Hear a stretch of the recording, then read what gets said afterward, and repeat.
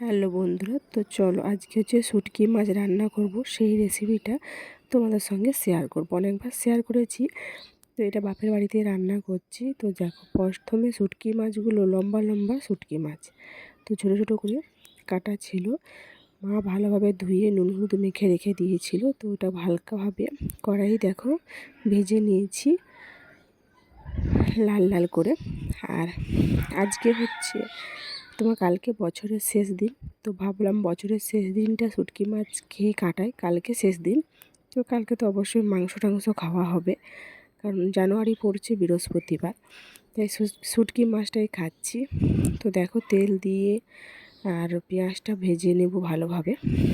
তো গল্প করতে করতে ফুলকপির তরকারিটা একটু পেঁয়াজটা পুড়িয়ে দিয়েছিলাম। তার জন্য মা বলছে গল্প আগে করবি, পরে আগে রান্নাটা কমপ্লিট কর ভালোভাবে।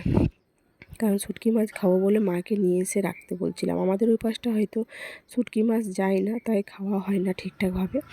তো এটা এই বছরের শীতে শেষ বা প্রথম খাওয়া বললেই চলে। যদি খাই অবশ্যই শেয়ার করব। তারপর দেখো আদা রসুন লঙ্কা বাটা ছিল। তো দেখো মশলা ফশলা সব কিছু কষে নিলাম এবং একটু হলুদ গুঁড়া দিয়ে দিলাম। আর লঙ্কা বাটা ছিল, কাঁচা লঙ্কা। মা বাপের ঘরে হচ্ছে কাঁচা লঙ্কাই খায়।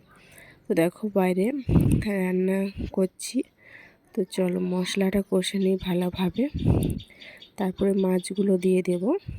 তারপরে হচ্ছে দেখো বাইরে রান্না করছি। শীতে উনুনে রান্না করতে খুবই ভালো লাগে, কাঠের উনুন বিশেষ করে।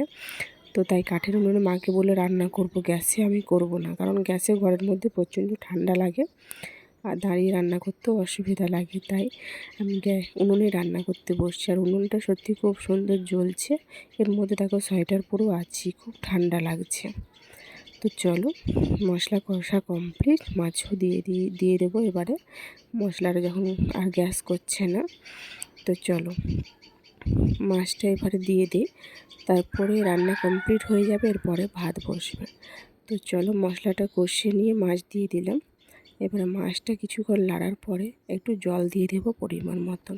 খুব টেস্টি হয়েছিল। যদি থাকতো একটু ধনেপাতা তো আরও টেস্ট হতো। তো ধনেপাতা নাই যখন, তাও ভালো লাগলো, খুবই টেস্ট খেতে। তো চলো এই যে আমার রেসিপিটা রান্না কমপ্লিট। এবারে কেমন লাগলো আমি অবশ্যই বলবো।